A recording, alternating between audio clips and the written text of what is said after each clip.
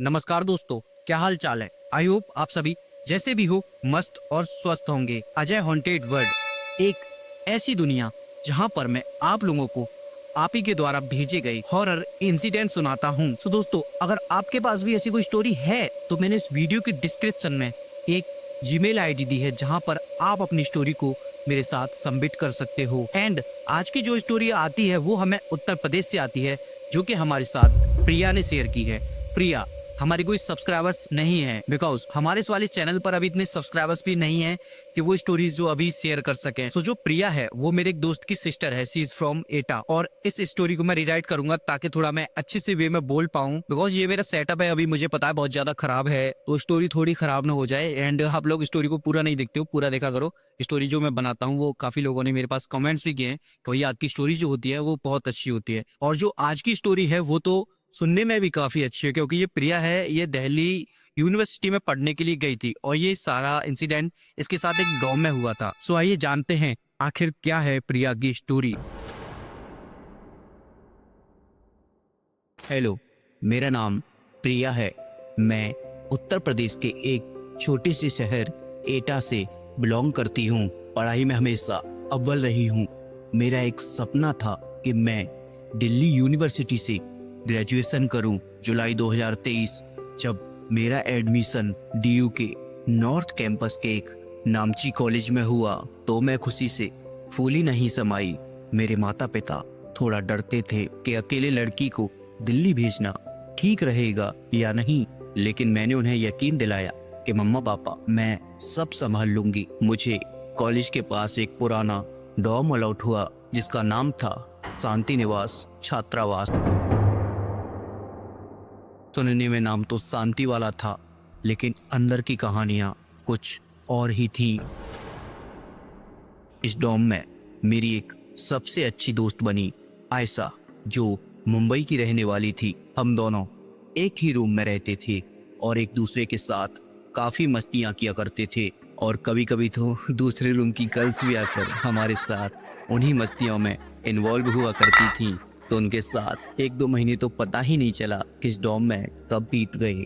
और मेरा और आयशा का तो एक दूसरे के बिना रहना भी मुश्किल हो रहा था। लेकिन हम दोनों को बिल्कुल भी अंदाजा नहीं था कि हमारे साथ यहाँ क्या होने वाला है।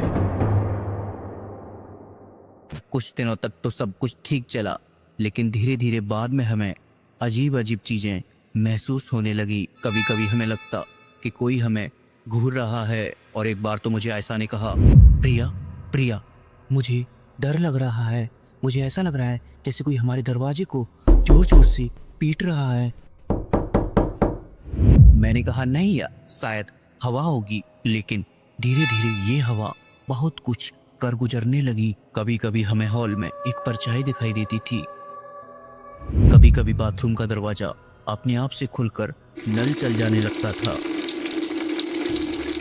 और कभी कभी तो बहुत ज्यादा किसी के रोने की आवाजें आती थीं, जो बिल्कुल हमारी बिल्डिंग के तीसरे फ्लोर से आती थीं। एक रात लगभग 2:15 पर मुझे किसी के फुसफुसाने की आवाज आई, तुम दोनों यहाँ क्यों आई हो? मैंने उठकर देखा, कोई नहीं था।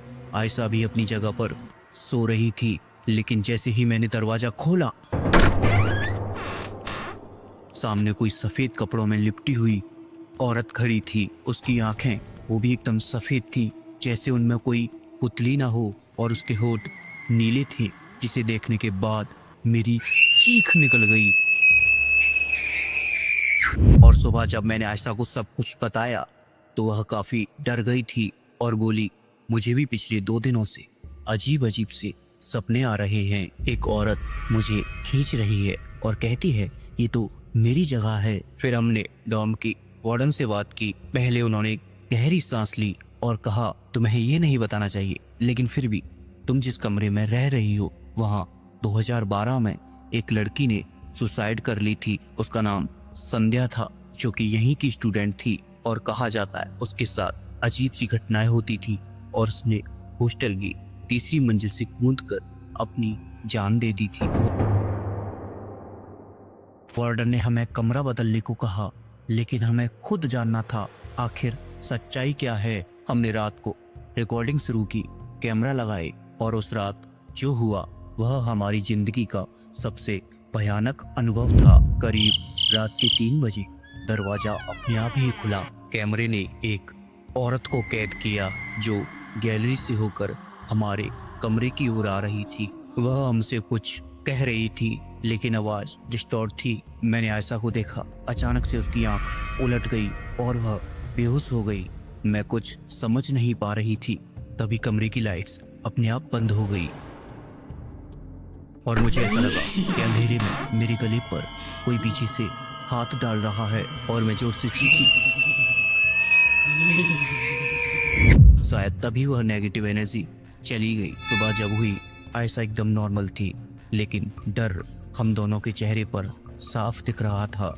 और जब हमने कैमरा चेक किया तो स्क्रीन एकदम ब्लैक थी लेकिन कुछ सेकंड्स के लिए एक तांत्रिक दिखा जो कि वहाँ कभी था ही नहीं। फिर हमने उन फोटोज को कॉलेज के प्रोफेसर को दिखाया जो कि पैरानॉर्मल एंटिटीज में काफी इंटरेस्ट रखते थे। उन्होंने डरते हुए कहा कि उस आत्मा ने तुम दोनों को चुन लिया है, या तो उसकी आत्मा को शांति दिलाओ या फिर वह तुम्हारा पीछा नहीं छोड़ेगी। उसके बाद हमने संध्या की पूरी स्टोरी का पता लगाया और हमें पता चला कि वो एक गर्भवती थी और उसका बॉयफ्रेंड उसे छोड़कर चला गया था। उसकी आत्मा गुस्से में है लेकिन दर्द भी है। फिर हमने एक पूजा और विदाई कराई जहां पर संध्या की आत्मा को माफी दी गई और शांति की कामना की गई।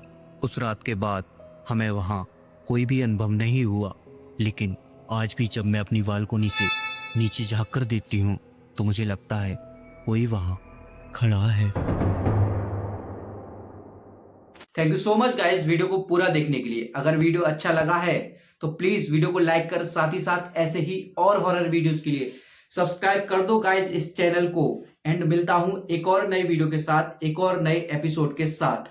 एंड गाइस अगर आपके पास आपका कोई हॉरर इंसिडेंट है तो प्लीज उसे शेयर करना बिल्कुल से भी मत भूलना। जो मैंने जीमेल आईडी दी है, साथ में एक मोबाइल नंबर भी दे रखा है, उस पर भी चाहो उस पर भी शेयर कर सकते हो। मिलता हूं एक और नए वीडियो के साथ।